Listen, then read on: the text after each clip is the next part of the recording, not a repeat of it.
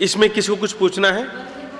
देखिएगा, एक छोटी सी बात कहना चाहता हूं। हेलो भैया, एक छोटी सी बात देखिएगा, कैसे भरना है आपको पहले मैं ये बता देना चाहता हूं कि कैसे भरना है।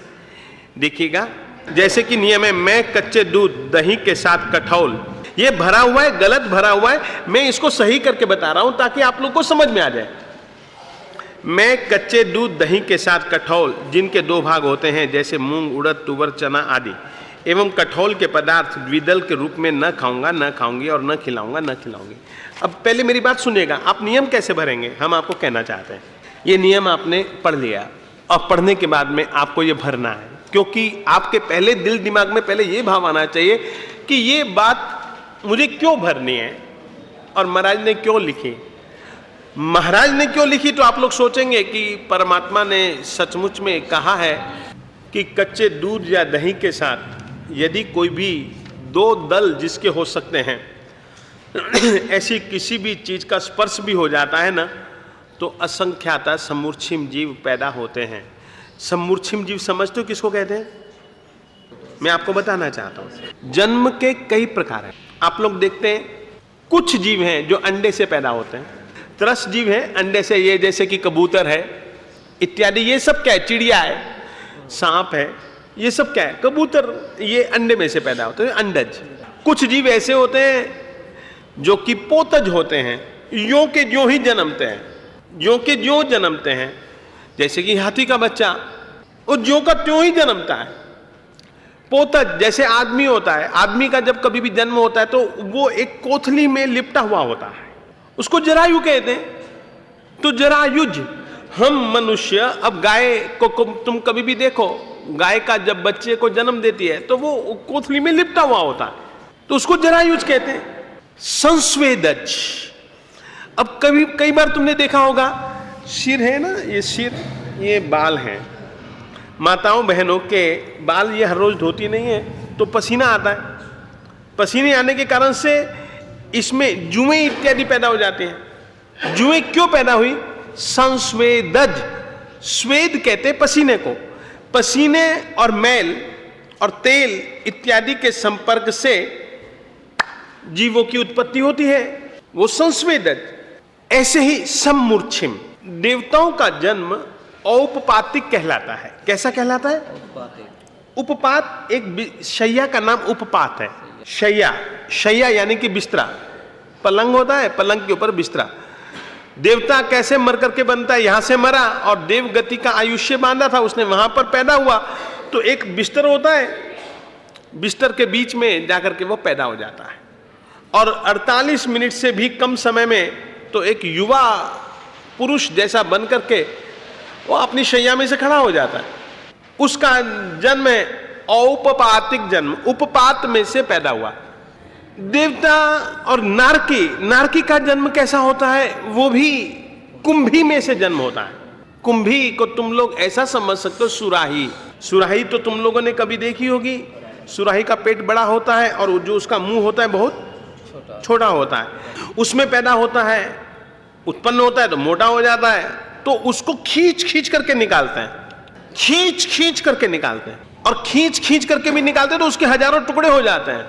और हजारों टुकड़े हो जाने के बाद में जैसे ही वो पूरा बाहर आता है तो फिर टुकड़े जुड़ जाते हैं, जैसे कि पारा, वे जुड़ जाते हैं। अनंत वेदना होती है उनको जन्म के समय भी। आदमी जरायुज है, हम जरायु से पैदा होते हैं। देवता और नारके ये भी पंचेंद्रिय हैं, हम भी पंचेंद्रिय हैं। उनके लिए जन्म की व्यवस्था दूसरी है, हमारे लिए जन्म की व्यवस्था दूसरी है। पुरुष के जन्म भी दो तरीके के होते हैं। एक तो हम जैसे होते हैं जिनको कि हम संगी कहते हैं, तो वीर्य और रज, स्त्री का रज पुरुष का वीर्य जब मिलता है तो योनि पैदा होते हैं। हमारे ही मनुष्यों में से ऐसे भी मनुष्य होते हैं जिनका कि जन्म समूर्छिम माना जाता है। समूर्छिम किसको कहते हैं? उसमें मनुष्य ही होता है, हमारे जैसे ही मनुष्य होते हैं, दिखते नहीं है। हमारे जो 14 अशुचि स्थान है, उन अशुचि स्थानों में वे पैदा होते रहते हैं, मरते रहते हैं। बिल्कुल हमारी जैसी 5 इंद्रियां होती हैं उनकी। 48 मिनट से भी बहुत कम उनकी उम्र होती है। जन्मते मरते रहे, उनका जन्म सम्मूर्छिम कहलाता है वे भी मनुष्य। हमारा जन्म, हम मनुष्य हैं मगर हमारा जन्म जरायुज है, हम जरायु से लिपटे हुए होते हैं, उसमें से हम पैदा हुए हैं। उनका जन्म है वे भी मनुष्य, हैं वे भी मनुष्य मगर सम्मूर्छिम है। सम्मूर्छिम का मतलब केवल इतना ही होता है कि ये क्या नाम, वीर्य और रज के संपर्क के बिना स्वयं की उत्पत्ति के स्थान पर रहे हुए पुद्गलों को ग्रहण करके जो जन्म ले लें, उनका नाम सम्मूर्छिम जन्म। तुम लोगों ने ऐसा कई बार देखा होगा, कभी जंगल जाओ, गांवों में बरसात हो जाती है, तालाब इत्यादि पर से यूं जब मिट्टी फटी हुई होती है तो उस मिट्टी की दरार में से न जाने कितने सारे मच्छर निकलते हुए तुमने देखे होंगे। कितने, ये सब सम्मूर्छिम जन्म होता है इनका। तुम और हम गर्भ में से पैदा हुए, इसलिए हमको गर्भज कहा जाता है। वे गर्भ में से पैदा नहीं होते हैं, उनका जन्म सम्मूर्छिम कहलाता है। तो द्विदल, तुमको यह सोचना पड़ेगा कि परमात्मा ने मना किया है क्योंकि वहां सम्मूर्छिम जीव पैदा होते हैं, इसीलिए मुझको यह नियम लेना जरूरी है। सबसे पहले तो यह सोचना पड़ेगा कि यह नियम मैं ले रहा हूं, किस लिए ले रहा हूं, किस लिए ले रहा हूं। तो तुमको यह ख्याल रखना पड़ेगा कि मालिक ने कठोल, द्विदल और दूध, कच्चा दूध, द्विदल और कच्चा दही, इसका संपर्क असंख्याता सम्मूर्छिम जीव, सम्मूर्छिम जीव, त्रस भी होते हैं, स्थावर भी होते हैं। ऐसे जीव मेरे केवल द्विदल के खाने से असंख्याता पैदा होते हैं, मरते हैं नहीं, मुझे नहीं खाना है। अब हर एक नियम आप लोग कैसे सोच करके लेंगे ये मैं बता रहा हूं आपको। हाँ। एक सेकंड ये याद रखिएगा, यहां पर स्पर्श होगा ना तो भी जीवोत्पत्ति होगी, यहां पर स्पर्श होगा अंदर भी होगा। देखिए आज के डॉक्टर से पूछो कितने बैक्टीरिया हैं, कितने सारे जीवों की उत्पत्ति होती है। आपको मैं कहना चाहता हूं, तुमने 22 भक्ष्य में पढ़ा होगा मिट्टी। मिट्टी से तात्पर्य क्या है? अरे मिट्टी कई सम्मूर्छिम जीवों को जन्म देने वाली योनि है। योनि का मतलब क्या होता है? हाँ, उत्पत्ति स्थान। ये तो तुमने सही बात कही।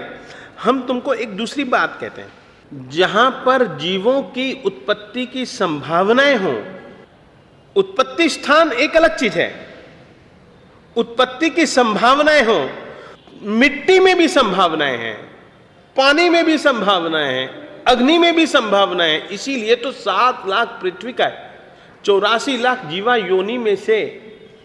तो यानी कि उत्पत्ति की जहां कहीं पर भी जीवों की उत्पत्ति का स्थान, यानी कि जहां कहीं पर भी जीवों की उत्पत्ति की संभावनाएं हैं, उनसे संबंधित चीजों का त्याग।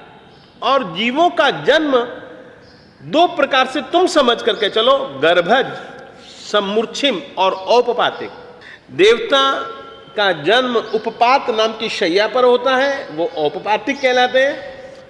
जो हमारे नारकी होते हैं वो भी, उनका शरीर भी वैक्रिया होता है, मगर वो कुंभी में से जन्मते हैं, खींच करके निकालते हैं, इतना हिस्सा निकालते हैं। इधर से कोई हाथ खींच रहा है, कोई इधर का हाथ खींच रहा है, कोई टांग खींच रहा है, कोई मुंह खींच रहा है, कोई नाक को पकड़े खींच रहा है। अरे बहुत बुरे ढंग से हमारा नरक में जन्म होता है। ये सब वेदना होती है, तो अपन हिंसा क्यों करे जान करके? इसीलिए सोचना पड़ेगा कि यार द्विदल में ये है, और यदि एक बार सोच लोगे ना, जिंदगी भर के लिए बच जाओगे। तो आप ये मत समझना कि ये इसी ढंग से भरना है, नहीं, समझ करके भरना है। और ये सारे का सारा जीव विचार जिसको ख्याल में होगा, जैन परंपरा के हिसाब से जीवों का जन्म कहां कहां, कैसे कैसे, कितना कितना, तब जाकर के हम लोग यदि भरेंगे ना तो श्रद्धा से पालन होगा। अब देखिए यहां पर इस व्यक्ति ने भरा है मन से, बिल्कुल सही भरा है कि मैं मन से ऐसा काम नहीं करूंगा, कि द्विदल का सेवन मैं मन से भी नहीं चाहूंगा, वचन से भी किसी को नहीं कहूंगा कि भैया ये तू भेलसेल कर, बड़ा स्वाद बन जाएगा। स्वाद बन जाएगा, मैं कैसे कह सकता हूं स्वाद बन जाएगा? अरे असंख्याता जीव मर जाएंगे रे। काया से इसने छूट रखी है, काया से इस वस्तु ने छूट रखी है कि कभी भूल चूक से, जानते हुए तो मैं करूंगा नहीं, मगर यदि भूल चूक से कभी हो गया तो मेरे लिए छूट। काया से भी यहां पर कट्टा करना चाहिए। वो इसलिए कि मैं यह नहीं करूंगा, आगार में वह छूट रख सकता है कि कभी अनजाने में सहसा हो जाए तो छूट। काया से नहीं, मास यहां पर महीने भरने पड़ेंगे। कितने महीने के लिए आप नियम ले रहे हैं? 2 महीने, 8 महीने, 1 साल के लिए आप भर रहे हैं, 2 साल के लिए ये नियम ले रहे हैं, 3 साल के लिए नियम ले रहे हैं। कुछ जन होंगे कि नहीं रे नहीं, द्विदल तो मैं जिंदगी भर में छोड़ता हूं, जिंदगी भर में मैं असंख्याता जीवों की हिंसा क्यों करूं रे, नहीं करना है मुझको, मैं ध्यान रखूंगा, इसमें क्या है, मैं जिंदगी भर के लिए। तो उसको यहां पर आजीवन में टिक मार कर देना है कि मैं जिंदगी भर तक ऐसा नहीं करूंगा। और आप लोगों को यहां तो मैंने बताया नहीं है, आगार, आगार का मतलब है कि आप छूट रख लीजिएगा कि यदि हुआ तो महीने में 1 आध बार हो गया, 2 बार हो गया, 5 बार हो गया, कभी भूल चूक से, वो भी भूल चूक से हो गया तो उसके लिए मेरा आगार।